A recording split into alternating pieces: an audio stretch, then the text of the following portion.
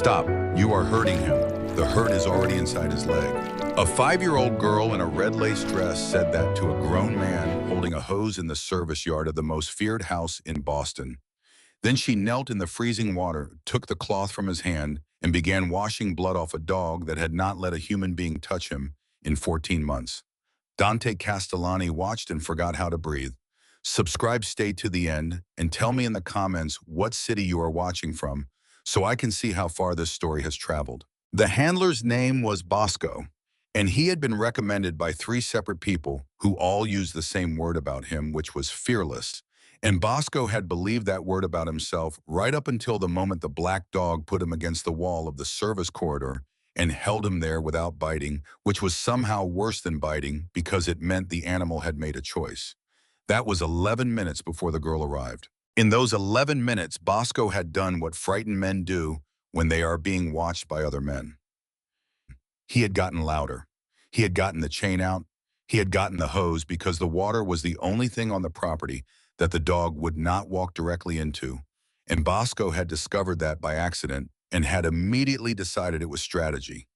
He told the 2 gatemen that the animal needed to learn the difference between a request and an instruction.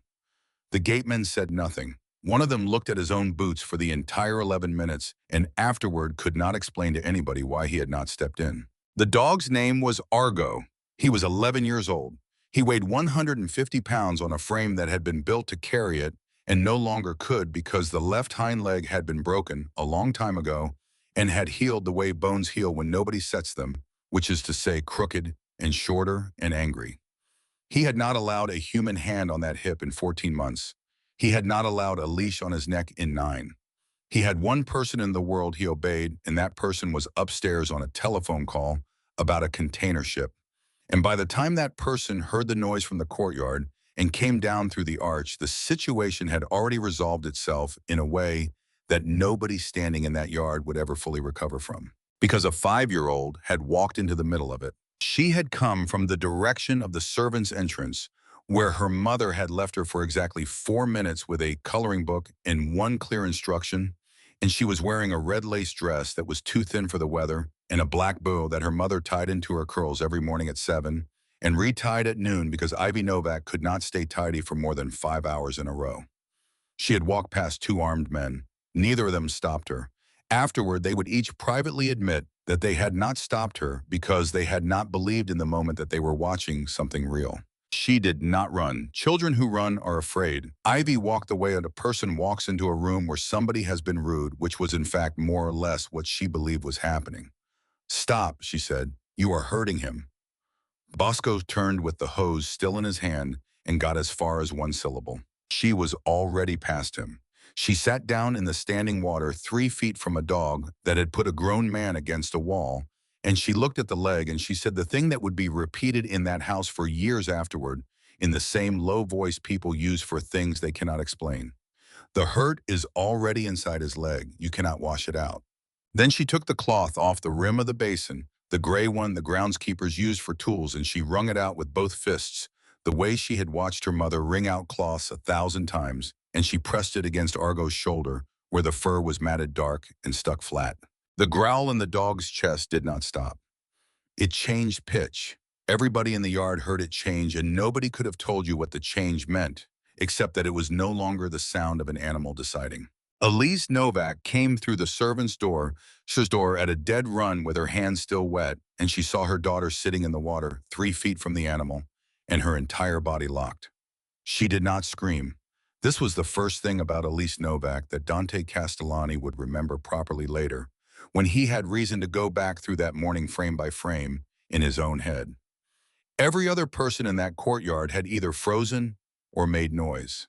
Elise Novak did neither. She stopped moving, she went completely silent, and her eyes went to the dog's hind leg, and then to his ears, and then to the corner of his mouth, in that order, in under 2 seconds, the way a person reads a page they have read before. And then she made herself stand still, which cost her more than running would have. "Ivy," said, quietly, not sharply, "Sweetheart, do not move your hands fast," which was for anyone paying attention a very strange thing for a housekeeper to know to say. Dante Castellani came through the stone arch with his coat unbuttoned and his phone still open in his hand, and the courtyard changed the way a room changes when the pressure drops before weather. I took it in.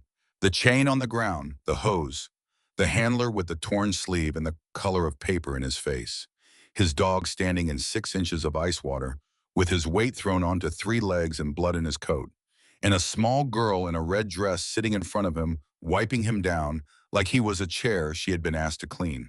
Everyone away from him, Dante said. He did not raise his voice. He had learned at 22 that men obey volume for about 4 seconds and obey certainty for as long as you can keep producing it, and he had spent 16 years producing it.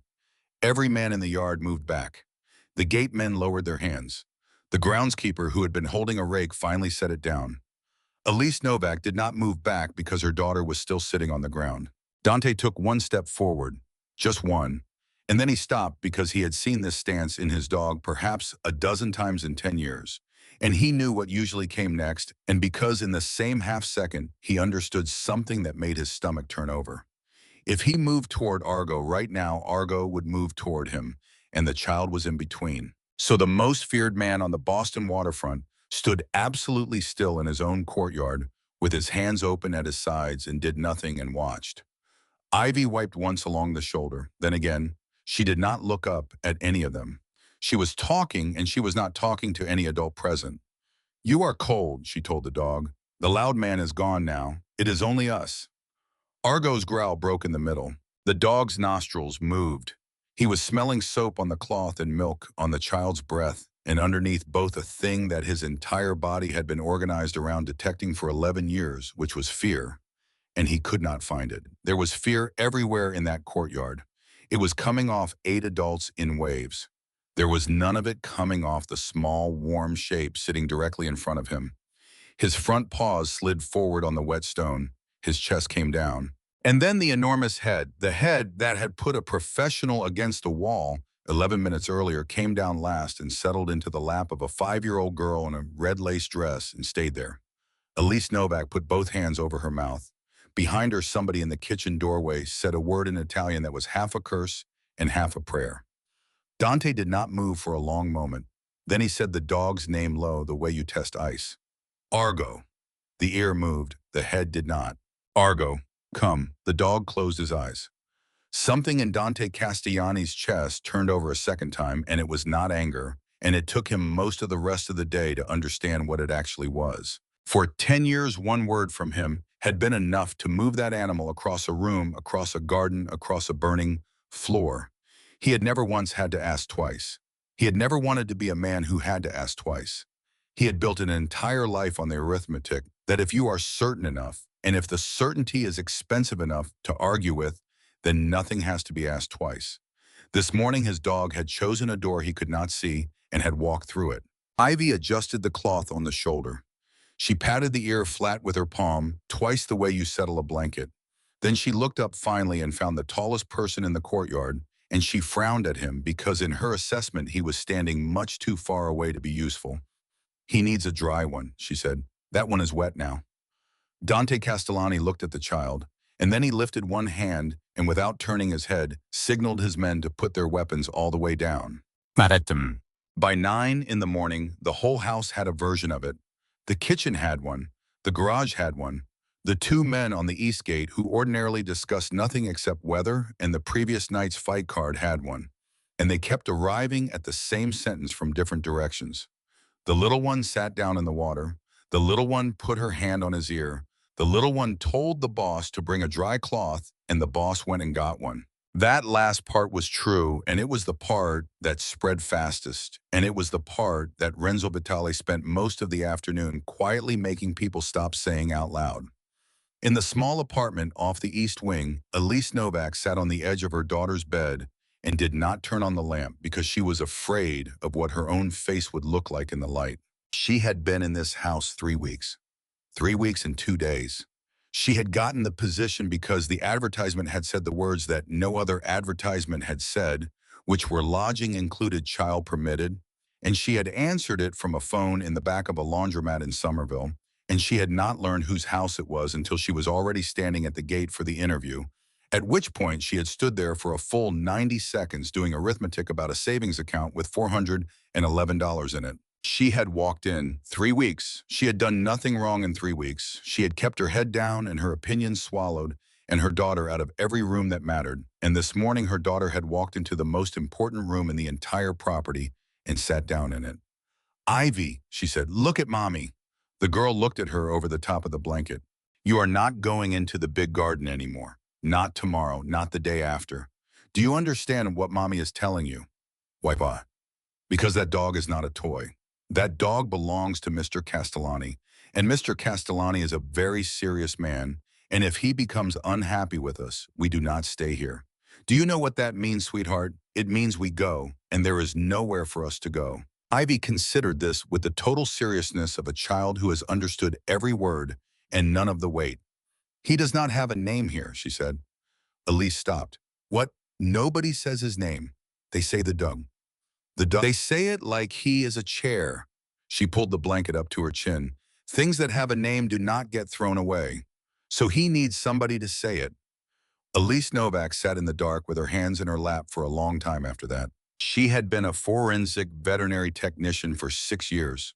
She had been good at it, and she had been the person the state called at 2 in the morning when a case needed somebody who could look at a body and read the last 11 months of its life out of the bones. And she had been 24 years old the first time she had walked into a facility with a clipboard and understood in about 40 seconds that everything she was looking at was a crime that had been made legal by paperwork. She had written it down. She had signed it.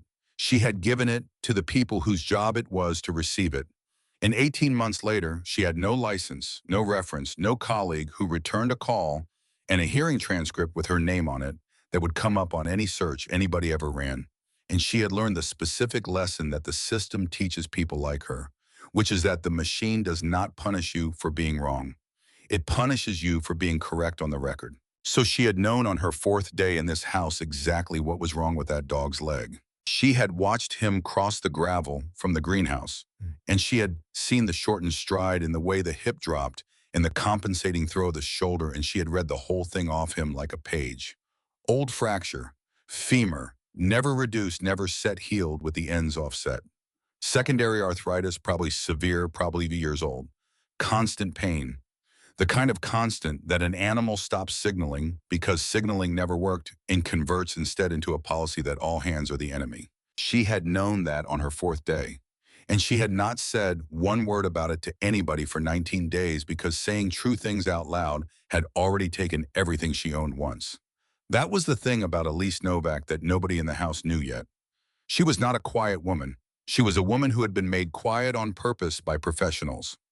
She was summoned at 4 the next afternoon. Renzo Vitali came to get her himself, which she understood immediately was not a good sign, and he did not say what it was about which she understood was a worse one.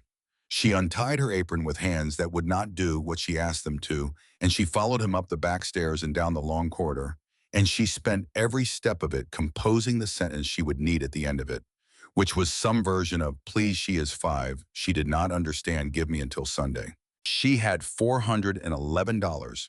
She had checked that morning. It was still $411. Dante Castellani did not stand up when she came in. He gestured at the chair across the desk, and she sat on the front 2 inches of it, and he looked at her for a moment that went on slightly too long. Your daughter, he said, is not in trouble. She did not let her shoulders come down because she had been in rooms like this before, and she knew the shape of a sentence that has a second half. Yes, sir. I want to ask you something, and I want the true answer, not the careful one. He turned a pen over once between 2 fingers. Yesterday, when you came through that door and saw her sitting there, before you looked at her, you looked at the animal. You looked at his hip, and then his ears, and then his mouth. Elise's stomach dropped through the floor of the room. I do not know what you mean, sir. You do, Dante said. You looked at his hip first. Nobody looks at the hip first. Everybody looks at the teeth.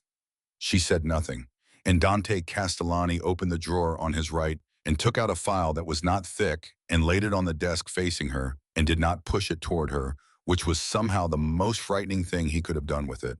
Her name was on it, her real one, and under her name was the case number from the hearing. 3 weeks ago, you filled out an application with a 5-year gap in it, he said. You wrote food service. There is no food service. You were a licensed forensic veterinary technician for the Commonwealth. You gave evidence in an administrative proceeding against a licensed breeding and handling facility in Fall River. You were correct about every single thing in that report, and 11 months later, your certification was pulled on a documentation technicality that a first-year clerk could have argued down if anybody had been willing to represent you, and nobody was because the men who owned that facility owned a great deal else. The room was very quiet.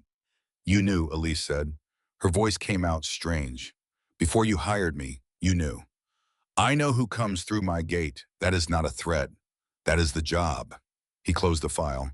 I hired you anyway. I am telling you that, so you stop sitting on the edge of that chair. She did not stop sitting on the edge of the chair. Why, she said. Because a person who lost everything for putting a true thing in writing, Dante said, is a person who will not steal from me. That was the entire reasoning. I did not think about it for longer than 4 minutes, and I did not think about the child at all. He set the pen down. Now his leg. In plain language, not careful. And Elise Novak sat in a chair in a house she was afraid of, in front of a man she was more afraid of, and made the decision that everything afterward came out of. It is a femoral fracture that was never reduced, she said. It is old, Miss. It is at least 5 years old and probably more. It healed with the ends overriding, which is why the limb is short and the hip drops. There is going to be significant secondary arthritis in that joint, and it will be worse in the cold and worse again in the morning. And it has been like that for so long that he does not experience it as an injury anymore. He experiences it as the world. He learned that hands are the thing that arrives before the pain. So he made a rule about hands. It is not aggression, it is a filing system. Dante Castellani did not move for a moment. 14 months, he said, I have had 4 specialists in this house. One of them I flew here. Not one of them has been able to put a bare hand on that hip. With respect, sir, that is because all 4 of them were trying to examine him, Elise said. They were not trying to be a person he had already decided about. My daughter did not examine him. She sat down and got cold at the same time as him. There was a silence of about 6 seconds. Halloran comes tomorrow at 10, Dante said. You will be there. Sir, I cannot practice. I do not have a license. If anything went wrong, it would be. Halloran will have his hand on the animal. You will have your mouth in the room. He stood up, which ended it. 10 o'clock, Mrs. Novak. She got to the door before he spoke again. Your daughter said something in the courtyard, Dante said, about the cloth. Where does a child that age learn to wring a cloth out with 2 fists? Elise stood with her hand on the door. From watching me do it, she said, for 3 weeks in this house. Dr. Halloran had been the estate veterinarian for 9 years, and he had a professional resignation about Argo's hip that he had stopped apologizing for. I will tell you what I told you in March and in October, he said, setting his bag down. Well back, I can medicate him blind. I have been medicating him blind for a year. I am guessing at the dose because I am guessing at the joint. If you want radiographs, he goes under, and if he goes under at 11 with that heart, I want it done in a surgical facility and not on a rug. Try it without the sedation, Dante said.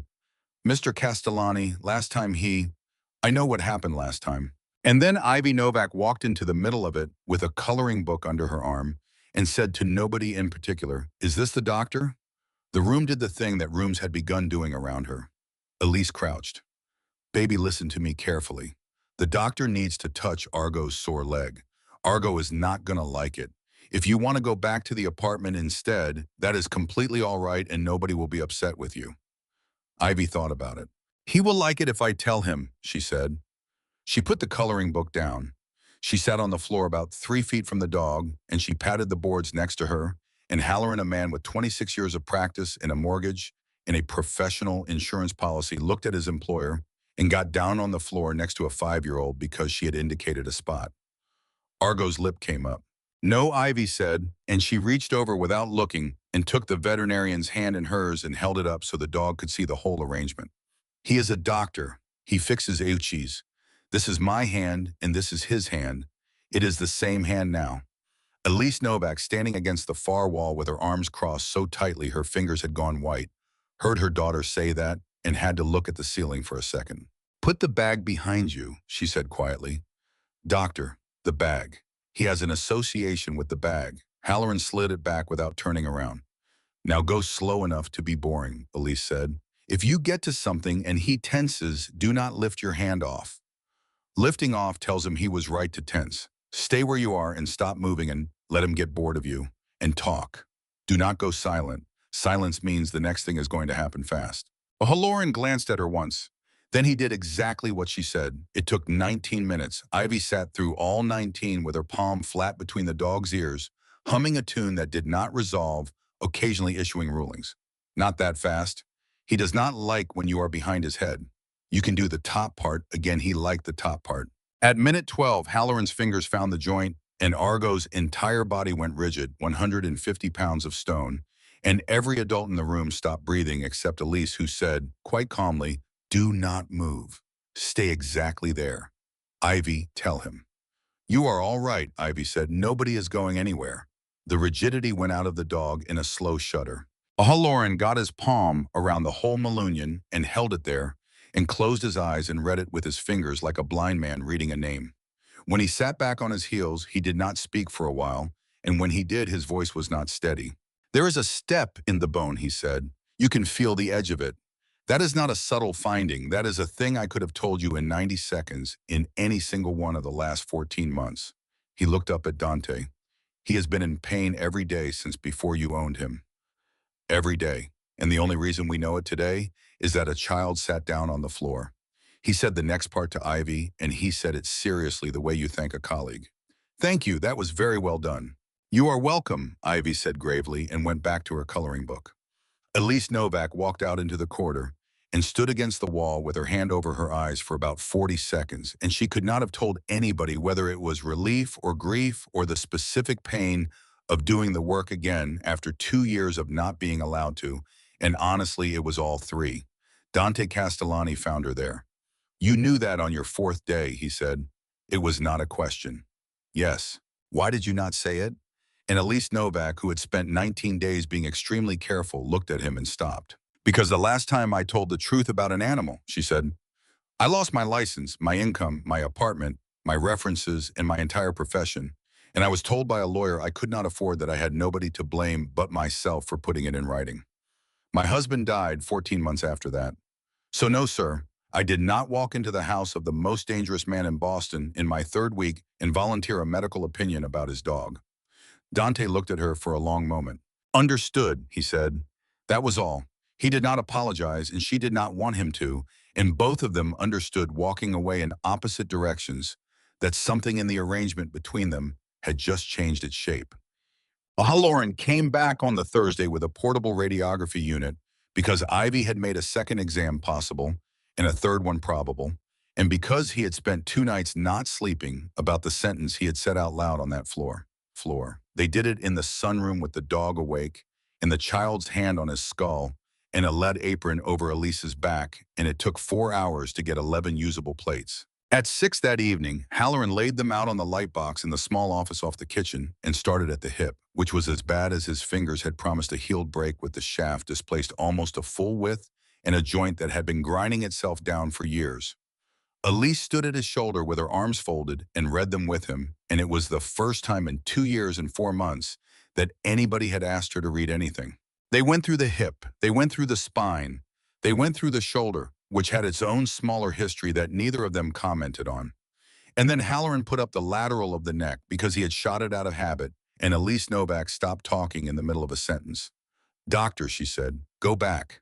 To the cervical, yes.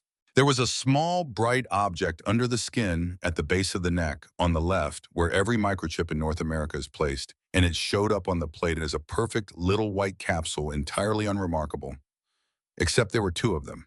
They were about 4 centimeters apart. The one on the left sat exactly where a chip should sit. The one on the right sat lower and slightly deeper. And it was a different length, and it was very obviously older because the tissue around it had the particular density of something the body had spent years walling off. He has 2, Halloran said. He leaned in. That happens. Rescues get double-chipped all the time. Somebody scans, gets nothing because the scanner is the wrong frequency and implants a 2nd one. He was not a rescue, Dante said from the doorway. Both of them turned. He had come in without either of them hearing him, and he was looking at the light box with an expression that neither of them could read. How was a stray? Dante said. He was 11 months old, he was starving, and he came out from under a staircase in an alley in South Boston at 2 in the morning while 3 men were looking for me. He lay down across the door of a storage room and he stayed there until it was light. He had a chain scar around his throat and his ribs were countable. I chipped him myself 2 weeks later. He nodded at the plate. The left one is mine. I was there. I paid for it. The room was quiet. Elise Novak was not listening to any of them anymore. She had walked up to the light box and she had her face about 8 inches from the plate and she was reading the shadow of the second capsule, the older one, the deeper one, and she had gone a color that made Halloran put his hand out toward her elbow. Mrs. Novak, that one is not a pet chip, she said. They are all the same, they are. They are not. Her voice had changed completely. It had gone flat and fast and technical, the voice of a person who is not asking anybody's permission to speak anymore. Look at the length. Look at the length against the vertebral body for scale. Domestic transponders are 12 millimeters. That is a 15 millimeter unit with a bioglass sleeve and a perylene coat, and there are exactly 3 manufacturers who make that, and nobody puts one in a family dog because it costs 11 times as much, and there is no reason to. She turned around. That is a livestock and commercial import transponder, she said. That is what you use when the animal has to survive, a custom scanner, and a holding facility, and a resale. Those are placed at the point of entry. Those are placed by licensed quarantine facilities. Halloran said slowly, you are telling me somebody imported him. I am telling you, somebody imported him, registered him, held him, and paid a great deal of money to do it properly. Elise's hands were shaking now, and she did not appear to notice. You do not put a 15 millimeter import transponder in an 11-month-old dog and then have that dog turn up starving in an alley in South Boston. That does not happen by accident. Dogs like that do not get out. They get moved. And Dante Castellani stood very still in the doorway of a small office in his own house and understood 11 years late what he was actually looking at.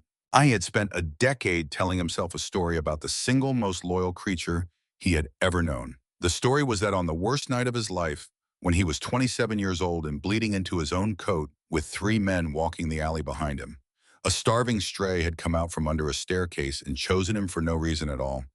He had built something in himself around that story. He had never once examined it. Somebody put him there, he said. Nobody answered him. Somebody put that dog in that alley, Dante said again, and his voice did something it had not done in 21 years. On that night, where I was going to be, Elise Novak turned back to the plate. Sir, she said, the registry prefix will be on that chip. If somebody scans him with the right frequency, we do not have to guess. We will have the facility name, the entry date, and the licensee. Can you read a scanner? I can read a scanner, Elise said. I ran the ones the Commonwealth used for 4 years. Dante looked at the 11 glowing plates on the light box and at the enormous black dog lying in the next room with a 5-year-old, asleep against his ribs and one small hand still resting between his ears.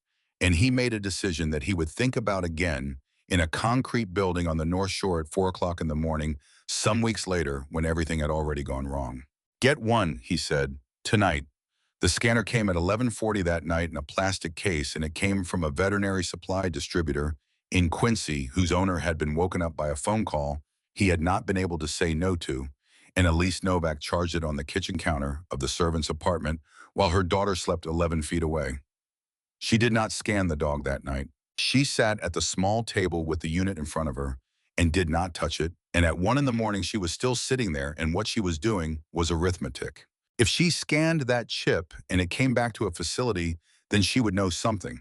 And knowing something had already cost her a license, a career, a husband's last 14 months of dignity, and an apartment with a yellow kitchen that Ivy still asked about. She had promised herself in a hearing room in Boston out loud, with her hand flat on a table, that she would never again be the person who knew. At 2 in the morning, she picked the scanner up and put it in her apron pocket, because she had also promised a man in an office that afternoon that she would read it, and because underneath both promises there was a third thing she had not admitted to herself, yet which was that her hands had been happy that afternoon at the light box for the first time in 2 years. She scanned Argo at 9 the next morning while Ivy held his head. The frequency wheel took 4 passes to find it. The unit chirped once and put 15 digits on the little gray screen, and Elise Novak read the first four of them and had to sit down on the floor. What? Dante said. That is a commercial import prefix, she said. That is what I said it would be. It came through a licensed quarantine inn holding facility. She was staring at the screen. Sir, I need a computer in about 40 minutes. Renzo will take you to the office upstairs. No. She looked up. Not this house. Whatever line comes out of this house has your name on it. I need a public terminal and I need my own account. You have an account. I have an account, Elise said, because the state suspends licenses and never remembers to close the registry logins that go with them. Mine still works. I checked it 8 months ago from a library in Somerville at 2 in the morning like a person doing something wrong, and then I closed the browser and cried in a parking lot, and I have not opened it since. Dante Castellani looked at her for a moment. Take my driver, he said, not the black car, the gray one. She used a terminal on the second floor of the Boston Public Library, in the section where nobody sits, and it took her 19 minutes, not 40. The transponder had been implanted at a USDA-licensed animal import and quarantine facility in Chelsea, 4 miles from where she was sitting. Entry date 11 years and 2 months ago. Species canine. Origin of shipment Palermo. Consignee a holding company. Licensee of record a company called Marchetti Compliance and Logistics. She wrote the name down on a slip of paper and pencil and then sat looking at it for a while because it was a name she had seen before and she could not place it. And the not placing it made the back of her neck cold. She got it in the car on the way back at a red light on Storrow Drive, and she made a sound that made the driver look in the mirror. Ma'am, keep driving, Elise said. Because she had seen that name on the letterhead of a safety compliance certification on a document with a wet signature in a folder that had been handed to her across a table in a room with fluorescent lights, 14 months after her license was pulled by a man from the Port Authority who had explained to her in a very kind voice that the crane that had dropped 9 tons of steel coil onto her husband had passed its most recent load-bearing inspection 11 days earlier, and that the inspection had been conducted by a certified third-party contractor, and that the finding was operator error. Theo Novak had been 36. He had been on that pier for 11 years. He had fixed people's gutters on Saturdays for nothing. He had kept a coffee can of quarters on top of the refrigerator with a strip of masking tape on it that said Ivy School, and there had been maybe $200 in it, operator error. The same company that had certified the crane had imported the dog. She did not tell Dante that day. She told herself it was because she needed to confirm it, which was half true, and the other half was that she had been in this position exactly once before in her life, and she remembered how it had ended. What she did instead was start keeping a notebook. Not a diary, a field log, date-time observation source. She had filled 40 of them in 6 years for the Commonwealth, and her hand remembered the format before her brain did, and the first entry she made was the 15-digit number, and the second was the licensee name, and the third was one line of her own handwriting that she looked at for a long time afterward. Ask why a man would buy a dog and then throw it away in an alley. Meanwhile, the house went soft around the edges, and nobody in it could have told you exactly when. It started with Argo being on the wrong doorstep every morning. He would leave the main house before it was light and be lying across the mat of the servant's apartment when Elise opened the door at 6, and after the 4th morning, she stopped being frightened of it and started stepping over him. Then it was the chair.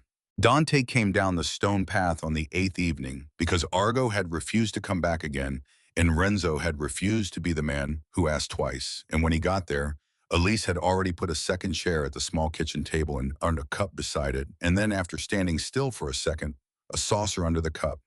He looked at the chair. He looked at her. He hung his coat on the hook next to hers and sat down. Tea, Elise said. It was not a question. By the second week, there were 3 chairs because Ivy had dragged her own over and climbed into it without asking permission from anybody, and had begun delivering the day's report. And Dante Castellani, whose name made grown men lower their voices in 4 zip codes, received a nightly briefing on the emotional condition of a pigeon. He is fatter than yesterday, Ivy said. Considerably. He is planning something. He is definitely planning something. Elise turned to the stove during exchanges like that, so neither of them would see her face. Then it was the story rule. The story happened on the rug. Argo had to be against the base of the couch, which he now was, every night, whether or not anybody had come to collect him. And Dante was required to hold the bear because, as Ivy explained with some impatience the third time she had to explain it, he listens better when somebody holds him. So a man in a tailored black suit with a silver watch and ink running up his neck sat cross-legged on a housekeeper's rug with a cream-colored bear balanced on one knee and listened to 11 minutes about three ducks who could not find their pond and asked a cow, and the cow was unhelpful and asked the moon, and the moon said maybe because in Ivy's world the moon always said maybe. Elise stood in the doorway with a dish towel she had forgotten she was holding and looked at three cups on the drying rack. And the thing that moved in her chest was not fear, and it frightened her more than fear would have. There was one other rule, and Ivy enforced it without ever explaining it, which was that everything had to have a name. That is not a cow, that is Bernadette. She corrected him when he tried to move the story along. My mistake. You cannot just say the cow, then she is nobody. Ivy said it lightly the way she said everything. Things that have a name do not get thrown away.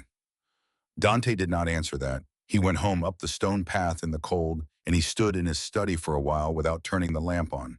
And he thought about 11 years of men in his house saying the dog, and about a piece of hardware in that animal's neck that meant somebody had once given him a serial number instead. The following week, he called Renzo into the study before breakfast. The library, the alcove by the south window. Clear it. Renzo blinked once. Clear it, boss.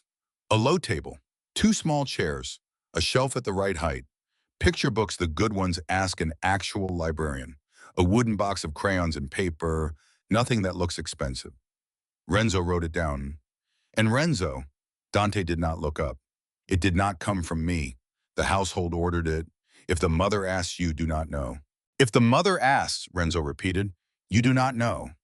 Ivy found it 2 days later on a morning when her mother had been asked upstairs to help with the silver and errand that took coincidentally exactly long enough. She stood in the doorway a long time. She did not squeal and she did not run for anybody. She walked across the enormous rug past a wall of books she could not read and stopped in front of the little table. Then she sat down in one of the small chairs, put the bear in the other, straightened its ear so it faced the window and left it there. Dante walked past the open library door that night and saw a bear sitting alone in a small chair waiting, and he did not stop walking and he did not turn his head. The library door was never closed again. Mick. The good weeks lasted 11 days, and then Dante brought a bad afternoon into the small apartment with him. He had been on the phone for 6 hours with a distributor in Providence whose numbers had stopped matching, and Renzo had come into the study twice with folded notes, and both of them had been worse than the one before, and by 7 o'clock his jaw ached from being held shut. He opened the apartment door without knocking. That was the first mistake. Argo, come. The dog's ear moved. The head did not. Argo, up. Nothing, and something in Dante Castellani that had been under load all day slipped its bolt. I said up, now. He had not raised his voice in that room before. Elise turned from the stove with a wooden spoon in her hand, and her whole body went cold because she had spent 2 years learning exactly what a man's voice sounds like. In the half second before a house stops being safe, and she was already moving. She was not fast enough because her daughter was faster. Ivy stood up out of a pile of crayons, walked directly between the enormous dog and the tall, sharp voice, and put both small hands out to her sides, palms open. No, she said. Her chin was going, but her voice was not. He is not bad. He is hurting. His leg is hurting right now because it is cold. You are not allowed to be loud at somebody who is hurting. Nobody moved. Elise had her hand over her mouth and the spoon still in the other one, and she was doing arithmetic, again very fast, about $411 in a bus station and how long it would take her to get her daughter's coat. Dante Castellani lowered himself onto one knee on the kitchen floor, with his overcoat still on and snow still melting off his shoulders. You are right, he said. He is not bad. I know he is not bad. I know you know. He looked past her at the dog's yellow eyes watching him from the floor, and he did the thing he had not done since he was 17 years old. I am sorry, Argo. I was angry at other people and I carried it in here. That is mine, not yours. He put his hand out, palm up low. Argo looked at Ivy first, which was its own quiet humiliation, and Ivy nodded like a person granting permission on behalf of a client. The dog pushed himself up on a leg that was never going to be right. limped 3 feet across the rug, and pressed his head into Dante's open hand. Dante closed his eyes and did not move his hand for a long time. Later, after Ivy had gone down on the couch with the bear under her chin, Elise sat in the armchair by the stove and did not look at him. "I need to say something," she said, "and then I need to never say it again." "Say it." "My husband never raised his voice in 11 years. Not once, not at me, not at her." Her hands were tight in her lap. "So she has never heard a man be loud in a room she was in. Until tonight." Dante did not defend himself. "His name was Theo," she said. "He worked the pier. 2 years ago in March, a crane dropped a load on him. 9 tons. He was 36. They told me the crane had passed its inspection 11 days before, and the finding was operator error. And I sat in that room and I did not believe one word of it, and I said so. And the man across the table looked at me with enormous kindness and asked whether I was the same Novak from the Fall River matter." Her voice did not shake. "That was somehow worse. So I stopped talking," she said. "I stopped talking for 2 years. And then your daughter's dog walked across a gravel path in front of me on my 4th day here, and I read his entire medical history off his stride in about 6 seconds, and I did not say a word because I had trained myself out of it, like a dog that stops going near a fence." "He is not my daughter's dog," Dante said. Elise looked up. "I heard it too," he said. "I am not going to correct it." 3 floors up in a hotel on the harbor that he owned and had never once been photographed inside, Silas Marchetti was 58 years old, and he was looking at 6 photographs with a magnifier, taking his time about it. He had been sent them that morning in a plain envelope by a man in a gray cap who had been careful about cameras. The first showed Dante Castellani lifting a small girl in a red dress off the ground, and the child's hands were locked behind his neck, and she was laughing. The second showed the same child on his shoulders with one palm flat on the top of his head like she was steering. The third showed him sitting on a wooden step outside a servant's entrance with a woman beside him, and he was not touching her. He was not remotely close to touching her, but the space between them was arranged the way space is only arranged between people who are no longer strangers. The fourth showed the child whispering into his ear with his head bent low to catch it and his hand on her back. Silas Marchetti had spent 9 years being told that Dante Castellani had no soft place, no wife, no brother, no debt, no habit, no woman anywhere that anybody could name. Only a very large dog and a house full of men who had been paid well for a long time. He set the magnifier down. "There you are," he said to an empty room. I was not a stupid man, and he was not in his own accounting a cruel one. He believed in paperwork. He had built his entire life on the principle that anything can be made permissible if the correct form is filed by the correct licensee, and he had made a considerable fortune out of the gap between what a document says and what a warehouse contains. Compliance, he liked to say to men who did not understand him, is not the opposite of crime. Compliance is the shape crime takes when it grows up. I had one photograph of his own in a drawer he opened perhaps twice a year of a 6-year-old girl named Cecilia. Silas Marchetti did not act quickly. He was patient the way old fishermen are patient. He studied the 6 photographs for 3 nights, and then he made one phone call. And what he asked for was not a plan and not a shooter. He asked for the name of one man on the Castellani payroll.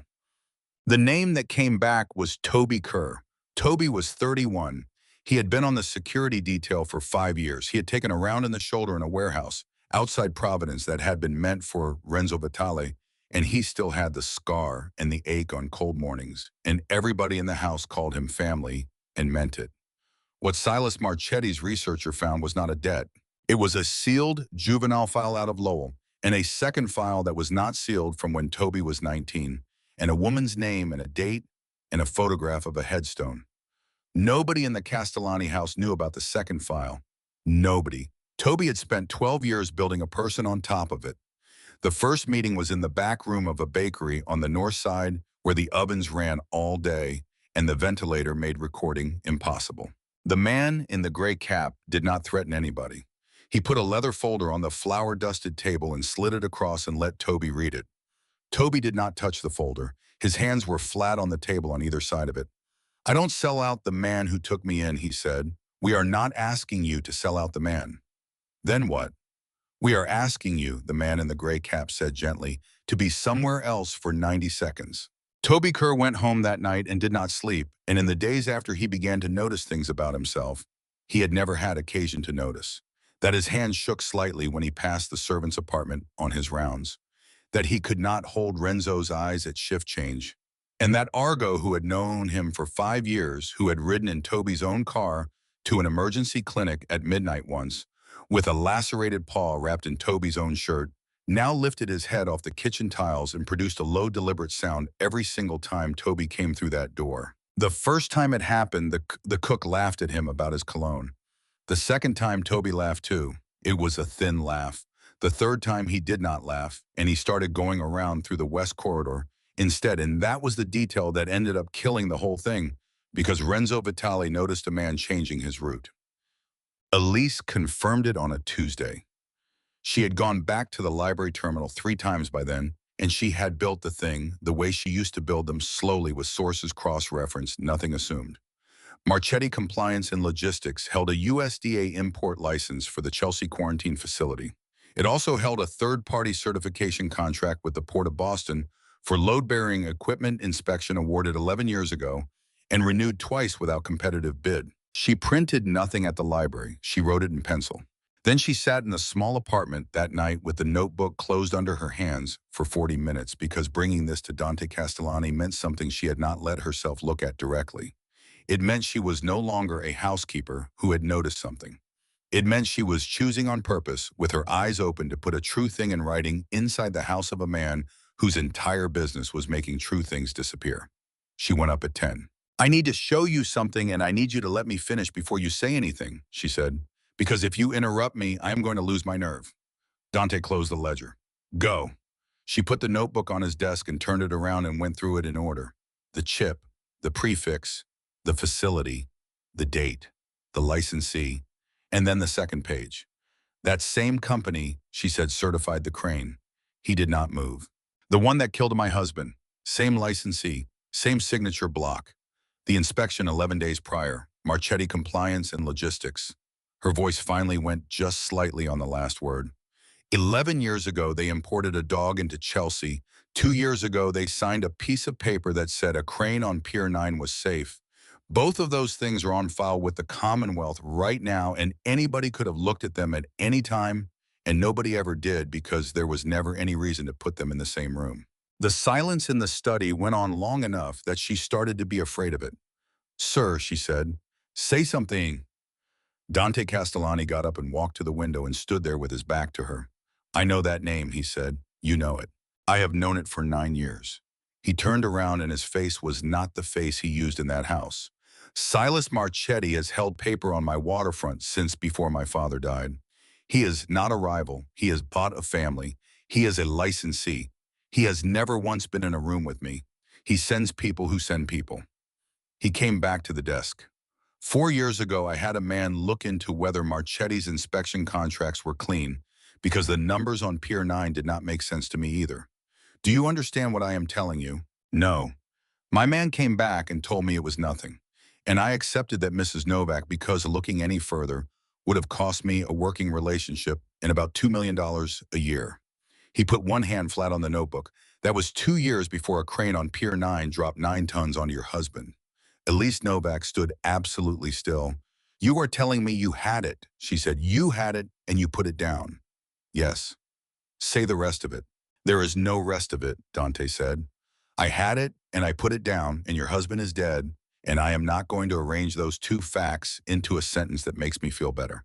And I would ask you not to arrange them into one that makes it simple, because neither of us gets that."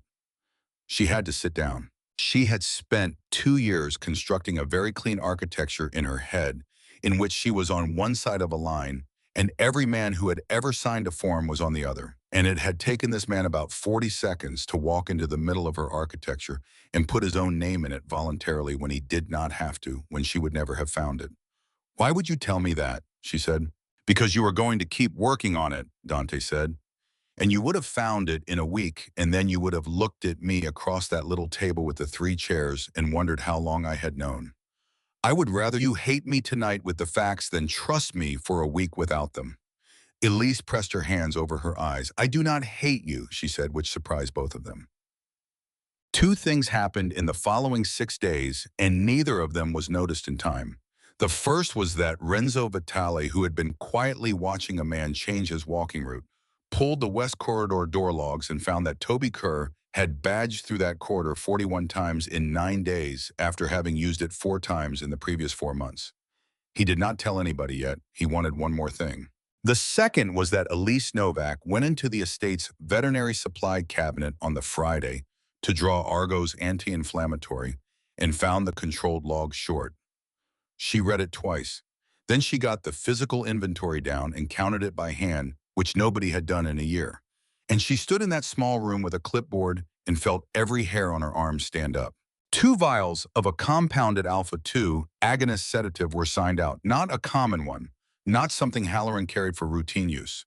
A high-concentration remote delivery formulation, the kind that goes into a dart, the kind you use on an animal you intend to drop in under a minute and cannot approach.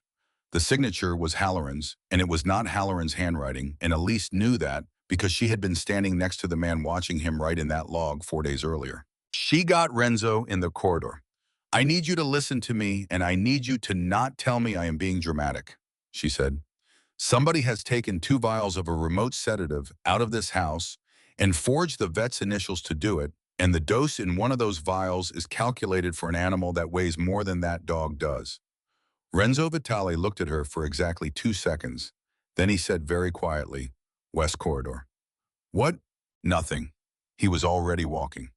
"Where is the child right now?" "She is in the East Garden. She is in the East Garden every afternoon at 3:15. She has been for 6 weeks. She likes, though." Renzo stopped walking. "Every afternoon," he said. "At the same time, for 6 weeks." Elise Novak's stomach dropped out of her. "Oh, God," she said.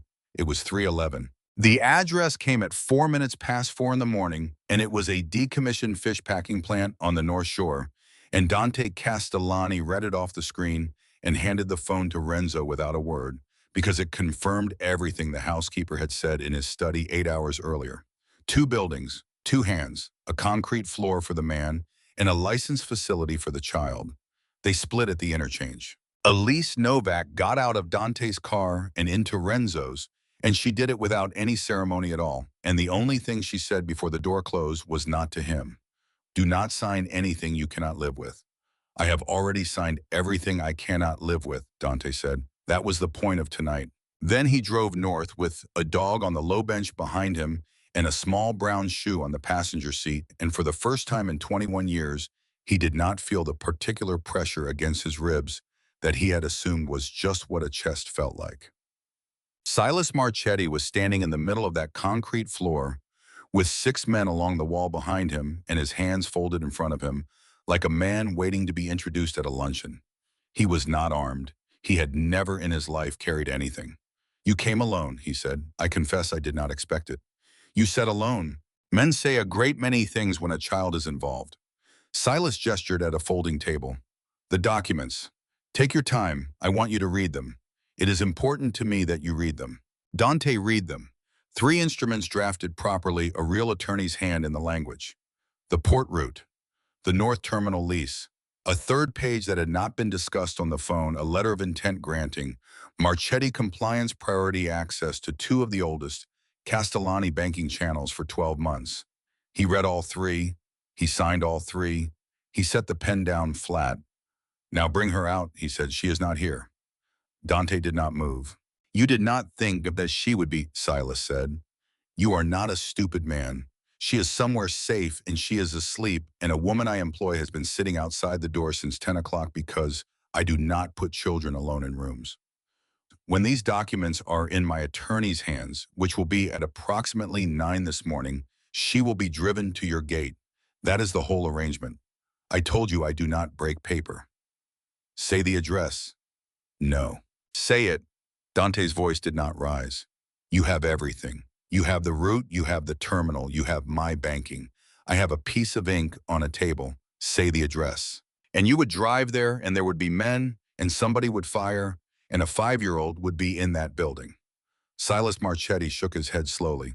"I have run this exact scene in my head for 3 weeks. She goes home in the morning by car with a woman who has raised 4 children of her own. That is not a negotiating position, Mr. Castellani. That is simply how it is going to happen.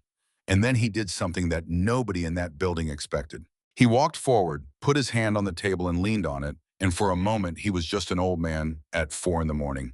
May I say one thing to you, he said, before you decide what your face is going to be for the rest of this? Dante said nothing. 1994, Silas said. A warehouse on B Street. Your father put men in it with cans, and they lit the north end because a competitor had 11 pallets of something in the south end. Do you know what else was in that warehouse? A weekend office. My bookkeeper had brought her daughter in on a Saturday because there was nobody at home to have her. He straightened up. Cecilia was 6. She had a green coat. The fire report said the building was unoccupied, and it said that because the man who wrote it had been paid $400 by an associate of your father, and I have that report in a drawer, and I have had it for 32 years. The room was completely silent. So I did not become a man with matches, Silas said. I became a man with a license. I learned that if you own the form, you never have to own the fire. I have certified 9,000 pieces of equipment in this Commonwealth, and I have never once struck a match, and every good thing I own is built on that. He looked down at the signed documents. And now here we are, and you are going to look at me and see a monster, and I want you to understand that I have simply become the exact instrument that killed my daughter and pointed it at the man who inherited the hand that did it. Dante Castellani looked at him for a long moment. Pier 9, he said. Silas paused. 2 years ago. Load-bearing certification 11 days before a crane dropped 9 tons on a man named Theo Novak. Dante did not raise his voice at all. You signed that, or your licensee signed it under your permit, which is the same thing, and you know it is the same thing because you just spent 4 minutes explaining to me that owning the form is the whole business. Silas Marchetti did not answer. He had a daughter too, Dante said. She is 5. She has curly hair, and she likes a black bow, and she has spent the last 13 hours in one of your rooms. That is not, say the rest of the sentence, that is not the same thing. Dante leaned in slightly. Silas, look at me. Your girl was 6. Her father was in the building with the cans. My father. Fine. And Theo Novak was 36 and he was on a pier that your paper said was safe. Whose father is that? Silas Marchetti's hand was flat on the table and it had begun very slightly to press down. I do not read the individual certifications, he said. I know, Dante said. That is the entire crime. But 2.5 miles south. Elise Novak was standing in the loading dock shadow of a bonded quarantine facility on Eastern Avenue with a canvas bag over her shoulder and Renzo Vitale beside her and 4 men behind them. And what she was doing was reading a sign. Not a lock, a sign. Mrs. Novak, Renzo said, we have bolt cutters. Put them away. There are 2 men inside that door. There are 2 men inside that door and 14 isolation rooms behind them, and I do not know which one she is in, Elise said. And the second you cut that chain, somebody moves her or somebody panics with her in the room. We are not going through the door. Then what? She was already walking along the wall with her phone light down at her knees counting conduit. Every federally bonded holding facility in the United States runs a biosecurity containment interlock, she said. It exists because if you get an airborne pathogen event in a building full of imported animals, you do not want staff trapped inside and you do not want the air recirculating. So the code is absolute. If the containment alarm trips, 3 things happen, and they happen in under 4 seconds. The ventilation goes to full exhaust. The internal isolation doors unlatch all of them simultaneously, and every emergency egress in the building releases. Renzo stared at her.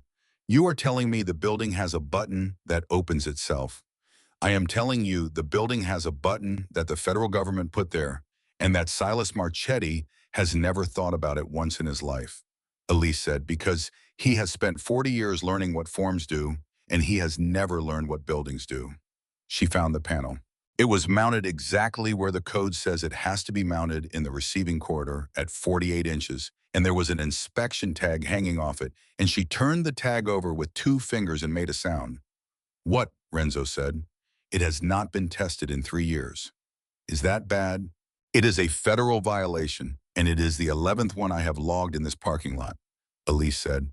And no, it is not bad. It is the best news I have had since 3 o'clock yesterday afternoon, because it means the man who owns this building thinks this panel is decoration. She put her hand on it.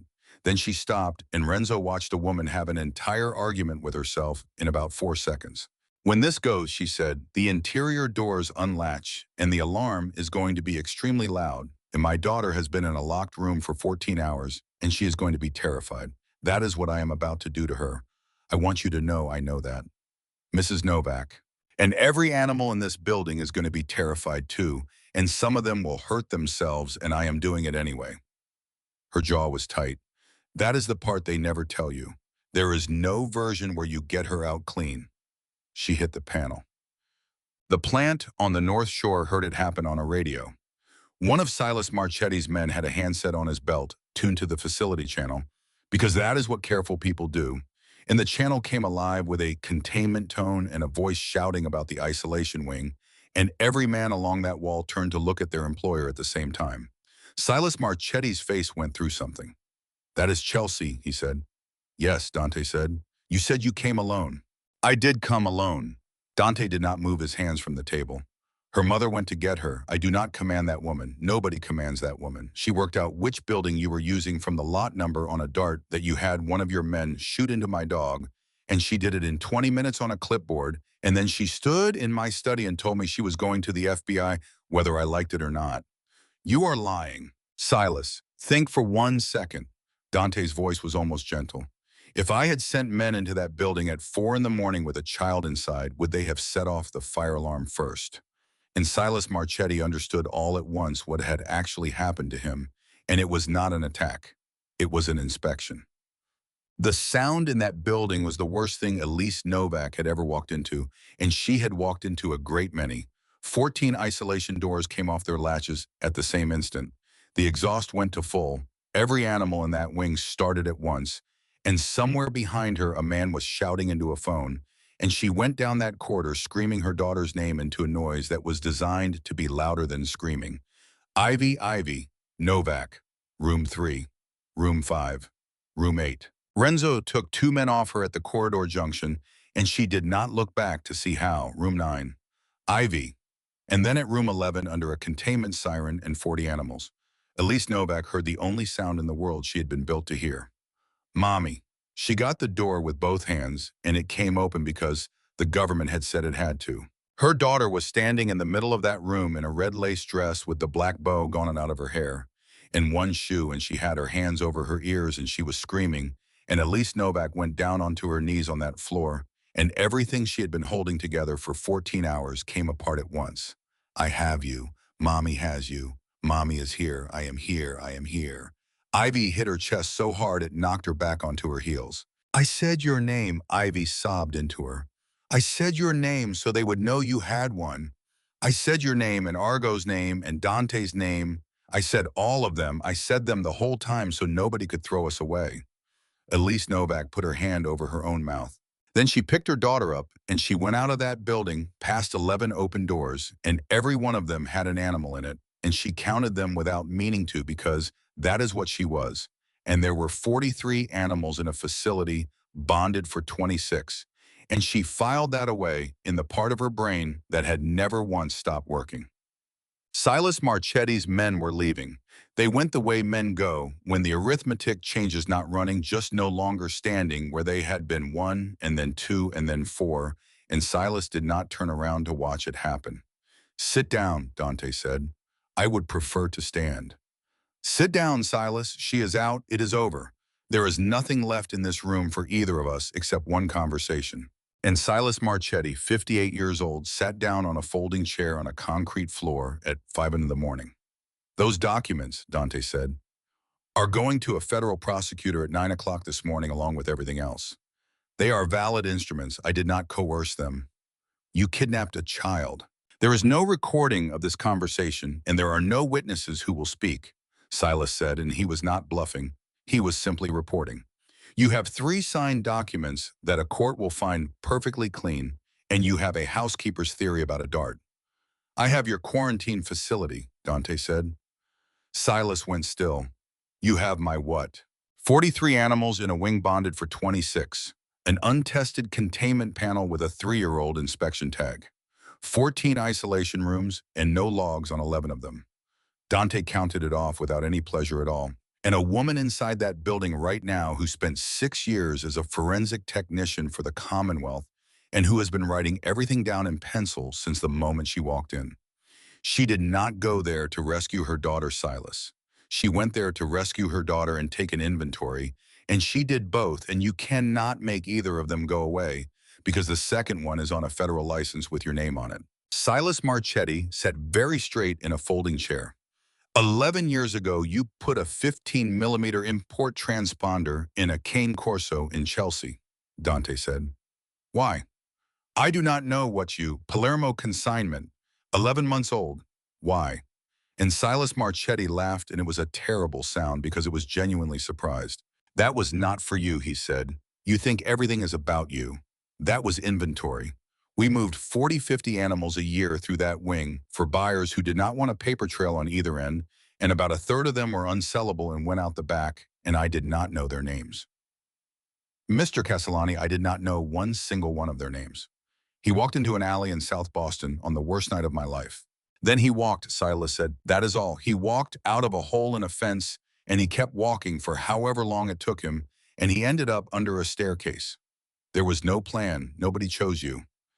He looked up, and his eyes were wet, and that was the most disturbing thing that had happened in that building all night.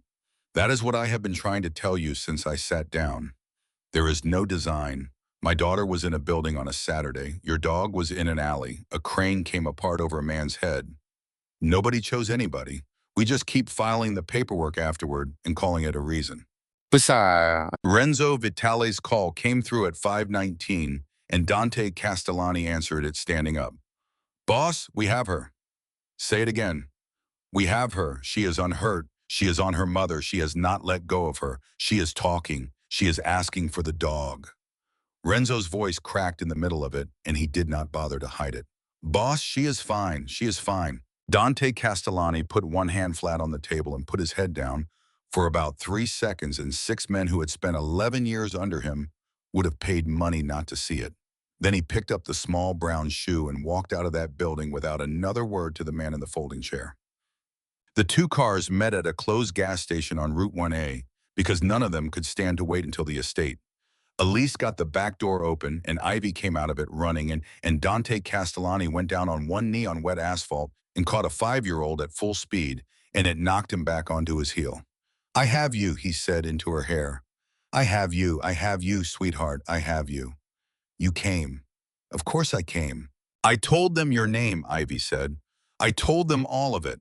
Dante Castellani. I said it right. I know I said it right. He could not answer that for a second. He got the shoe out of his coat pocket and put it into her hand. We found the small things too, he said.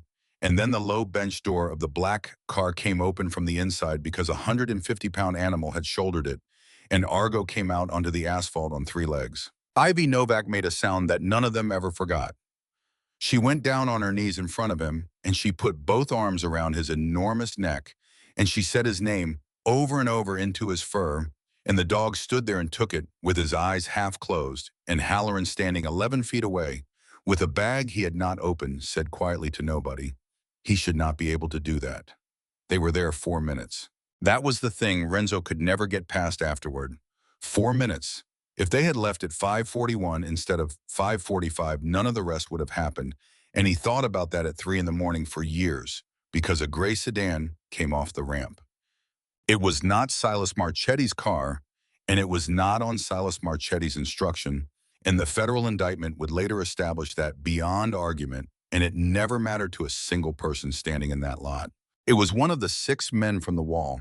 He was 34, and he had been paid for 11 weeks, and he had watched an operation come apart around him at 5 in the morning, and he had made the calculation that men like that make, which was that if the whole thing was over, then the only thing left worth having was the piece of leverage that had started it. He came out of the sedan, already moving toward the child. Renzo got to his weapon, Elise got to her feet, Dante got his body around Ivy, and Argo went past all 3 of them. He was 11 years old with a malunion in his femur and 40 milligrams of a compounded sedative still in his system and a heart that Halloran had said would not take another dose. And he went 22 feet on 3 legs in under 2 seconds, and he did not go for the man's arm. He went into the space between the man and the little girl, and he stayed in it. There were two shots. Renzo Vitali put the man on the ground, and it was over in 4 seconds. And afterward, Dante could not reconstruct a single one of them in order. What he could reconstruct for the rest of his life in complete detail was the 11 minutes after. Argo went down on his side on the wet asphalt of a closed gas station on Route 1A. Halloran was on him before anybody else and had his hands in it immediately, and Elise Novak was on the other side with her palms flat against the chest wall, doing something with her whole weight, and she was talking in the flat, fast, technical voice, giving Halloran numbers. And Halloran was answering her in the same voice, and neither of them was a person for about 90 seconds. They were both just a pair of hands that knew things. And then Elise Novak stopped. She took her hands off the dog and sat back on her heels, and she looked at Halloran, and Halloran looked at her, and something passed between two medical professionals that did not require any words at all. "No," Elise said. Halloran took his hands off too. "Mrs. Novak." "No, do it again." "Elise." He said her first name, which he had never once done. "There is nothing to do it to." Dante Castellani knelt down on the asphalt beside his dog. He had not made a sound. He did not make one now. He put his palm flat on the enormous skull, on the exact place a 5-year-old girl had put her hand on a freezing morning in a service courtyard 9 weeks earlier, and he leaned down until his forehead was against it. "I have got you," he said. "You are all right. You did it. You did it. I have got you." Argo's eyes were open, and they were not on him. They were looking past his shoulder at a small girl in a red lace dress who was standing 11 feet away with one shoe on and both hands over her mouth.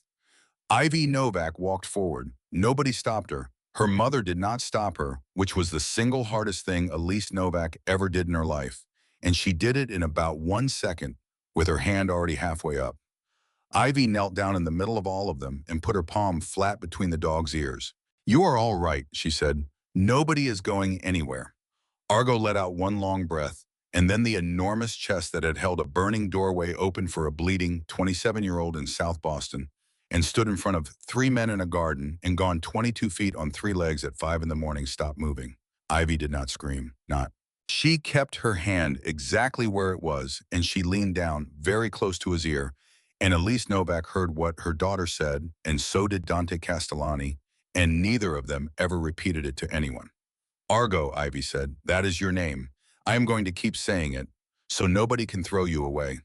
They buried him under the east window because that was where he had waited every morning for a door to open. Renzo Vitali dug it himself and would not let anybody help, and it took him 4 hours in frozen ground. And when Dante came out at noon and reached for the second shovel, Renzo said without looking up, "No, boss. He came to my car once with a cut paw and bled all over the seat and did not make one sound the entire way. Let me do this."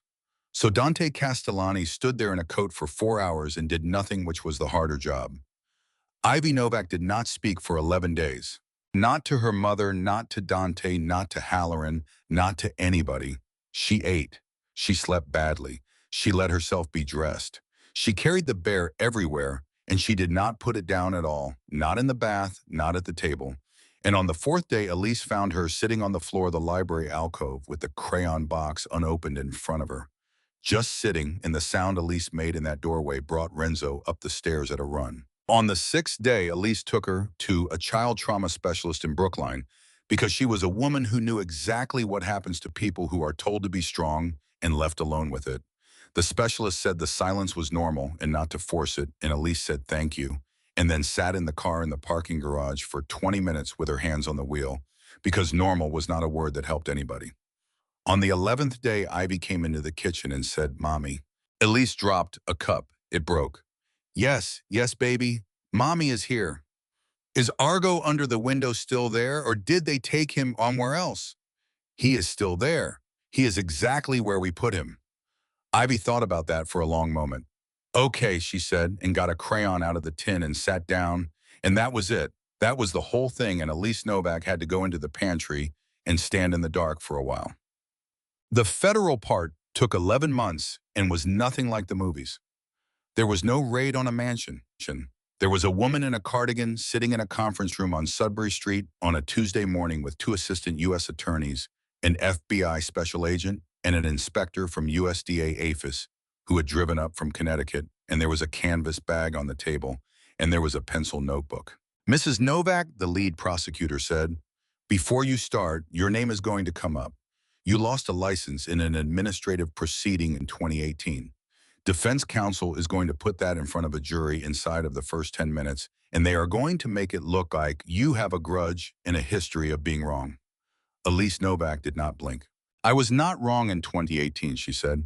I was correct on the record, and then I was expensive to have been correct. And those are two different things. And if it takes 12 strangers a whole afternoon to understand the difference, then they can have the whole afternoon. She opened the notebook. She went for 6 hours the first day and 9 the second. She gave them the transponder and the frequency and the registry prefix and what it costs to buy that hardware and why nobody puts it in a pet. She gave them the Chelsea license number, the bonded capacity of 26, the count of 43, the 11 isolation rooms with no logs, and the containment inspection tag that had not been touched in 3 years. She gave them the dart with the lot number and the state compounding permit and the 11 facilities licensed to receive it and the arithmetic that eliminated 10. She gave them the forged initials in the estate's controlled log in Dr. Halloran's name in handwriting that was not his. And then on the second afternoon, she put down a photocopy of a load-bearing certification for Pier 9 dated 11 days before a crane dropped 9 tons of steel coil onto a man named Theo Novak. Whose signature is that? The agent asked. A licensee, not Marchetti personally. Never Marchetti personally, that is the entire design. Her voice was completely steady. But the permit that licensee inspects under is his, and the money that licensee is paid comes through the same holding company as the quarantine wing. And I have the filings, and they are all public, and they have been public for 11 years, and nobody ever looked because there was never a reason to put a dog and a crane in the same room. She sat back. I put them in the same room, she said. That is the only thing I did. The prosecutor looked at the pencil notebook for a long moment. How long have you been building this? 11 weeks, Elise said, in 2 years. Silas Marchetti was arrested at his hotel on a Thursday morning, and he did not resist and did not raise his voice and asked to be allowed to put on a jacket. He was charged federally with conspiracy kidnapping and 11 counts arising out of the Chelsea facility and separately by the Commonwealth on the certification fraud, and his attorneys spent 14 months arguing about the child and lost, and he took a plea on the compliance counts and went to trial on the rest and lost that too. Toby Kerr testified for 9 hours. He told them about the bakery and the gray cap and the folder and the 90 seconds and the gate, and then he told them about Lowell in 1999 out loud into a microphone in a room with a stenographer in a public gallery, which was the thing he had spent 12 years and every dollar he had making sure would never happen. He served 26 months. Dante Castellani did not have him touched, not in the courthouse and not inside, and Renzo Vitali never once asked him why, because Renzo had been in the room the night Toby's face was against the tile, and he had heard the boss say a sentence he had not stopped hearing since. Toby came out and went west, and none of them ever saw him again. And on the third Christmas, a card arrived at the estate with no return address and one line in it. He knew before you did. I am sorry. Dante put it in the middle drawer of his desk. The Commonwealth did what institutions do, which is to say it did nothing for 7 months and then did everything at once. An emergency audit of every USDA-licensed import and quarantine facility in Massachusetts. 9 facilities suspended 4 permanently. Then, because a state senator from East Boston read the affidavit and would not let it go, a full review of third-party load-bearing certification contracts at the Port of Boston, which turned up 11 years of renewals without competitive bid and 460 certifications signed by inspectors who, in at least 31 documented cases, had not physically been at the pier on the day the form said they were. The Novak file was reopened. It took another year. The finding of operator error was vacated. The revised determination said equipment failure attributable to uninspected structural fatigue, which is 9 words that took Elise Novak 3 years and everything she owned to obtain. And when the letter came, she read it standing up in the front hall and then sat down on the bottom stair. Ivy came and sat next to her. Is it a bad letter? No, baby. It says they were wrong about Daddy. Did you make them say it? Yes, Elise said. Oh? I made them say it. The compensation when it eventually came was $140,000, which was the state's arithmetic for 11 years on a pier and a coffee can of quarters with masking tape on it. She put every dollar of it into an account for Ivy and did not touch it. The licensing board did not give her back her certification. She sat in front of them for 2 hours and they were polite, and they used the word irregularities 11 times about a proceeding from 2018 that they had run themselves. And at the end of it, the chair said the board would take it under advisement, and 11 weeks later, a letter came declining reinstatement and citing procedural finality. Elise Novak read it twice in the kitchen and then folded it in half. They are not going to do it, she said. They are never going to do it, because doing it means admitting the first one was wrong, and the first one has their names on it. Dante was standing in the doorway with his coat still on. I can make that happen, he said. Mind the way you are thinking. Legally, there are 4 people on that board and 2 of them have partners at firms that... No. Elise, no. She put the letter on the table. If it comes to me because you leaned on somebody, then it is not mine, and I will know that every single day I use it, and so will she eventually because children find out everything. He did not argue. He had learned by then not to. What she did instead took 4 years. She went back to school at 36 with a 5-year-old and no money, and got in on the strength of an affidavit that had been cited in 2 federal indictments, which is not a normal admissions essay. She worked in a shelter in Everett for $11 an hour while she did it. She graduated at 40, and she sat for the licensure exam in a room full of 23-year-olds and passed it in the 94th percentile. And the certificate that came in the mail had her own name on it and nobody else's fingerprints anywhere near it. She framed it. She hung it in the small apartment off the East Wing, which she had never moved out of because she had tried the main house for 6 weeks in the second year and had come back, and when Dante asked why, she said, because this is where the 3 chairs are. And that was the end of that conversation. So, Dante Castellani lost the waterfront. He lost it the way he had said he would deliberately over 11 months, because the 3 documents he had signed on a concrete floor at 4 in the morning were valid instruments, and his own lawyers told him so. And because the file he had handed a federal prosecutor had his name in it in 40 places, and he had known that when he handed it over. He was not indicted. That surprised a great many people and disappointed some of them. What he did instead, quietly starting about 4 months in, was take everything apart himself. The port route went to a legitimate freight consolidator who paid a fair price. The North Terminal lease went into a receivership and out the other side to a company that had nothing to do with anybody. He wound down 2 of the banking channels and closed the third. 11 men were paid off with more than they were owed and told individually in that study that there was nothing left for them here and that this was not a demotion, it was the end. Renzo Vitale was the last one and he refused to go. Boss, I have been here 19 years. There is no here anymore, Renzo. That is what I am telling you. Then I will do whatever the new thing is. The new thing, Dante said, is a freight brokerage that files quarterly and pays payroll tax and has an office with a receptionist. I am 42 years old and I am going to spend the rest of my life signing things I have actually read. Renzo Vitale looked at him for a while. Do you need a receptionist? He said. He ran the Chelsea office for 11 years and was extremely bad at answering the phone. The estate got smaller. The men at the gate went from 14 to 4 to 2. 2 of the wings were closed off entirely because there was no reason to heat them. And in the middle of all of it, a life happened the ordinary kind, which is the kind nobody films. There were 3 chairs at a kitchen table, and then there were 3 chairs in a booster seat, and then just 3 chairs again because Ivy got tall. There were school forms that Dante filled out and got wrong. There was a parent conference in 2nd grade that he attended in a $5,000 suit and sat in a plastic chair with his knees around his ears, while a teacher explained that Ivy corrected other children when they said the class hamster instead of using its name and would not let it go and had made 2 of them cry about it. That is going to be a problem for her, Elise said in the car. That is going to be a problem for everybody else, Dante said. There was the night Ivy was 9 and asked straight out at the dinner table, were you a bad man? Elise put her fork down. Dante Castellani did not look at her mother for help, which Elise noticed and never forgot. Yes, he said, like Marchetti.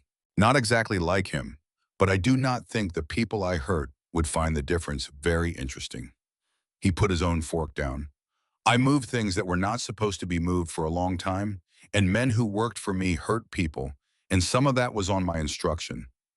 I am not going to tell you it was only paperwork because that was his answer, and his answer was garbage. Ivy thought about it for a long time the way she thought about everything. Are you still? No.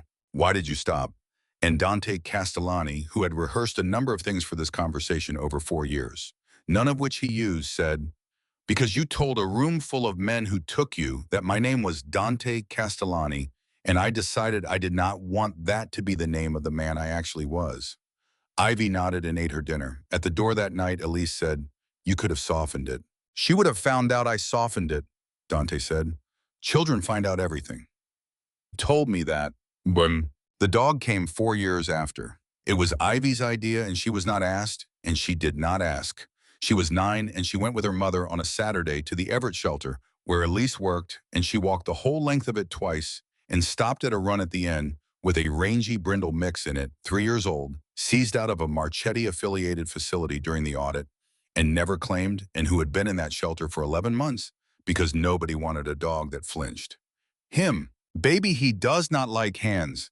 He has been here almost a year. I know, I read his card. Ivy Novak sat down on the concrete floor of that run about 3 feet away and did not reach out and got cold at the same time as him, and it took 40 minutes. She named him in the car on the way home, and she was very particular about it, and the name she chose was not Argo, and Elise's throat closed when she understood why. He gets his own, Ivy said. You do not give somebody a name that already belongs to somebody else. That is like saying you are just the next one. She called him Bishop. Dante Castellani was standing in the front hall when they came in with him, and the dog took one look at the tallest thing in the room and went flat against the wall, and Dante went down onto one knee on his own marble floor and put his hand out, palm up low, and waited 11 minutes without moving. Hi is not going to come tonight, Elise said. I know, Dante said. I am not doing it for tonight. Bishop came on the 4th night. The crayon drawing came out of the middle drawer on a Sunday.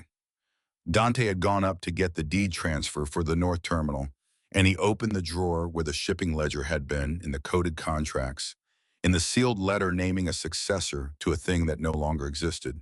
And all of that was gone, now cleared out over 4 years, and the only things left in it were a Christmas card with no return address, a small brown shoe, and a folded rectangle of paper.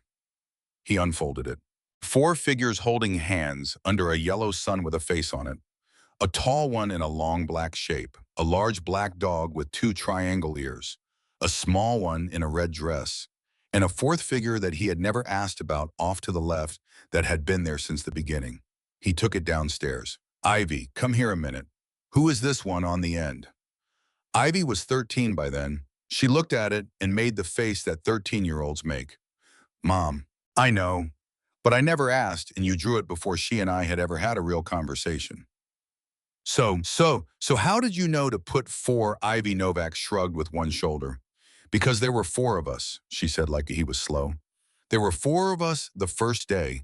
There was always 4. You guys just took a really long time about it.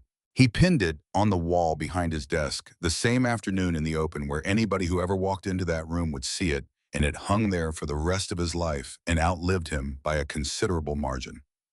The last piece of it did not arrive until Ivy was 15, and it came out of a plastic file box under a bed. Elise had kept that box through 11 moves.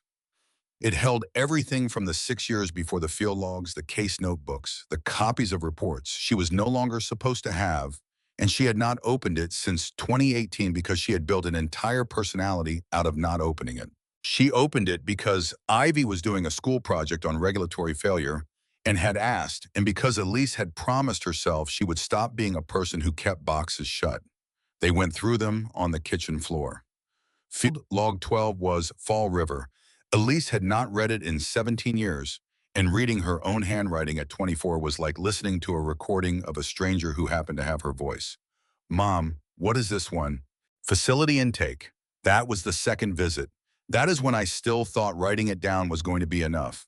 She turned the page, and Elise Novak stopped breathing.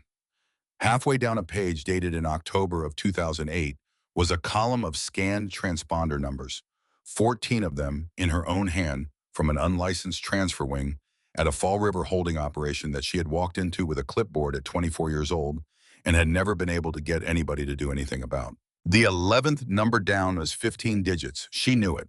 She had known it since a Tuesday morning in a Boston public library 17 years ago. She had written it in pencil, and she had said it out loud in a study at 10 o'clock at night, and she had recited it into a microphone in a federal conference room.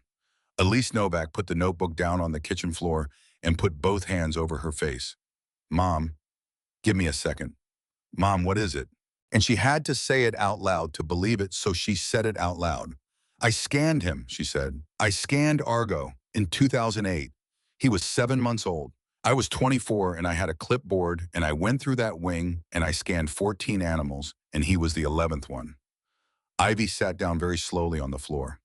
"You met him." "I met him." Elise's hands were shaking. "I met him 7 years before Dante did.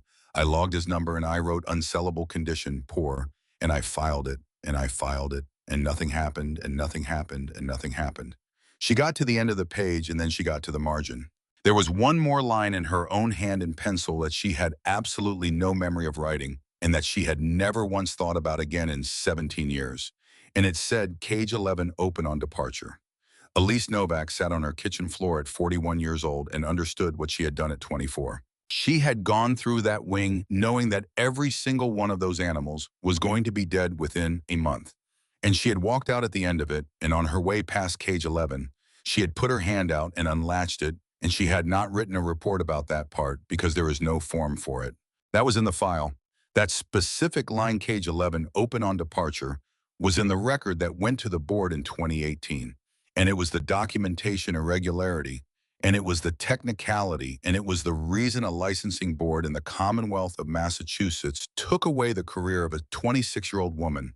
She had lost everything for opening a cage. And a starving young dog had walked out of it and kept walking for 5 years and had come out from under a staircase in an alley in South Boston on the worst night of a bleeding stranger's life and had lain across a doorway until it was light.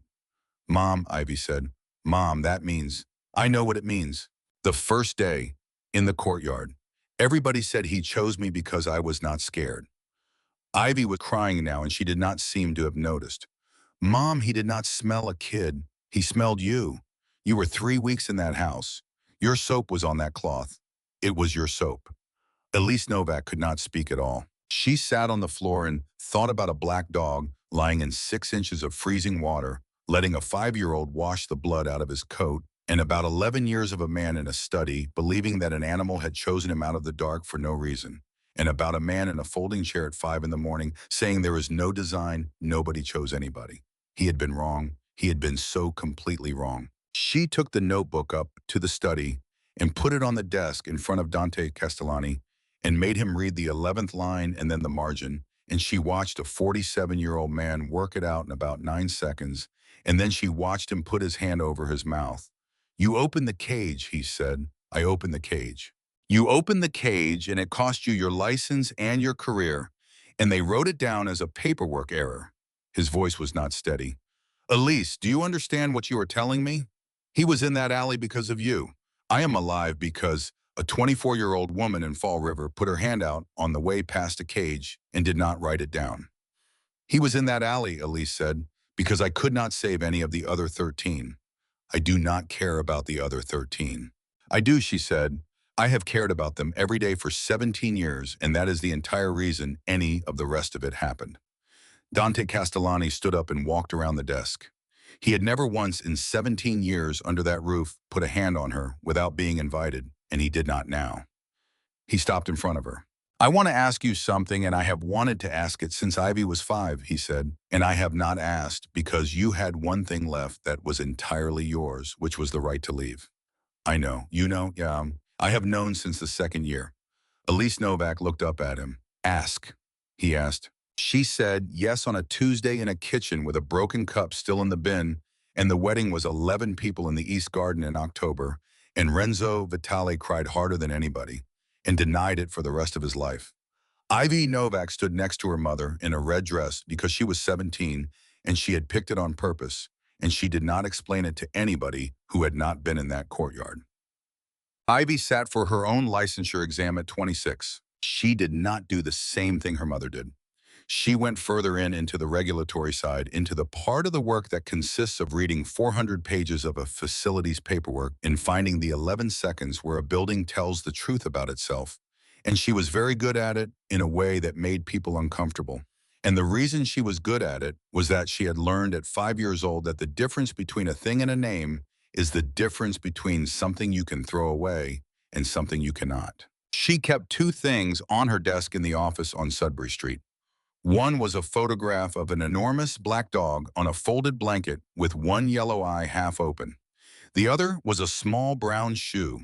People asked. She told them the truth, which was that a man had taken it off her when she was 5, and her mother had photographed it where it lay instead of picking it up, and that this was the single most useful thing anybody had ever taught her about her job.